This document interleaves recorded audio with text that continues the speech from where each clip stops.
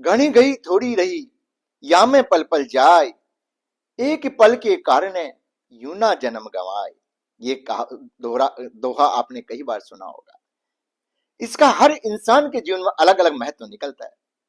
जो इंसान सदकर्म कर रहा है, अच्छे मार्ग पर चल रहा है, पूरा जीवन उसने अच्छे कर्मों के साथ गुजारा है, उसके लिए भी ये दोहा फिट होता है कि पूरा जीवन आपने अच्छे से गुजारा, अच्छे कर्म किए, अब आप अपनी राह ना भटके, आप अपने कर्म इसी तरह से करते रहे।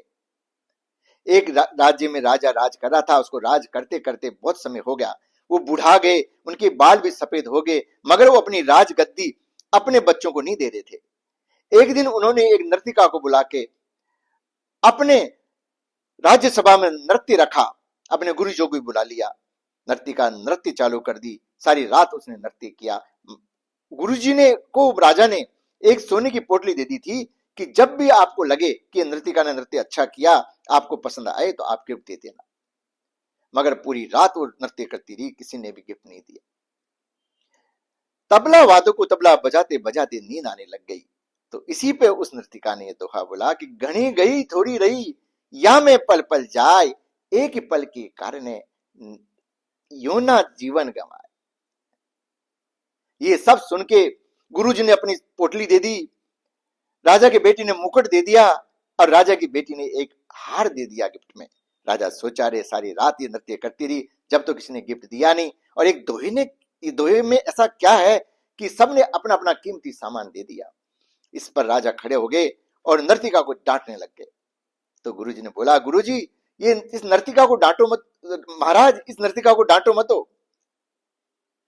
इसने मेरी आंखें खोल दी है कि मैं सारा जीवन तपस्या में गुजार रहा था, और एक नर्तिका का नृत्य देखने में यहां आ गया, और मेरे कर्म से मैं विमुख हो गया। राजा की बेटी ने बोला कि महाराज मैं सोच रहा था कि मेरे पिता इतने बूढ़े हो गए और मेरे को राज नहीं दे रहे, तो मैं आपको मारने की योजना बना रहा था, पर मेरी आंखें इसने खोल दी, तो मैंने मेरा मुकुट इसको गिफ्ट दे दिया। राजा की बेटी ने बोला कि महाराज आप मेरी शादी नहीं करवा रहे थे, तो मैं बहुत दुखी थी, पर इस नर्तिका के एक ही दोहे ने मेरी भी आंखें खोल दी कि इतना समय तो निकल गया, कराई देंगे मेरे पिता शादी, तो मैंने भी इसको एक हार गिफ्ट दे दिया।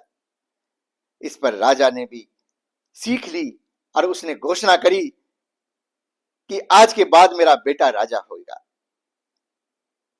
और अपनी बेटी को बोला कि बेटा बहुत सारे या राजकुमार आए हुए हैं, तू पसंद कर ले और तेरी शादी में किसी से भी करवा देता हूं। अर्थात इंसान को अपने कर्म से विमुख नहीं होना चाहिए। यही दोहा अपन को ये सिखाता है। धन्यवाद।